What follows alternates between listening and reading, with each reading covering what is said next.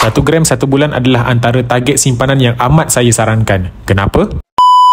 Bagi penyimpan emas yang bijak, mereka fokus pada penambahan gram simpanan emas mereka berbanding penyimpan emas yang hanya fokus pada turun naik harga emas.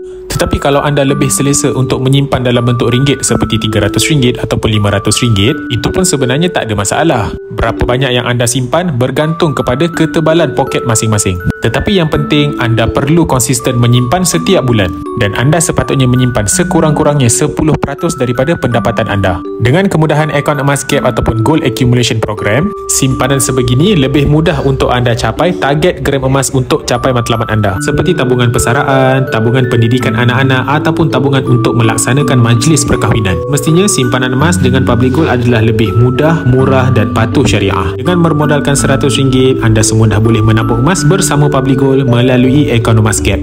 Tak tahu macam mana nak mulakan tabungan emas bersama Public Gold? Boleh rujuk pin video saya akan bantu tuan-puan sebaiknya. Dapat sesuatu? Boleh follow.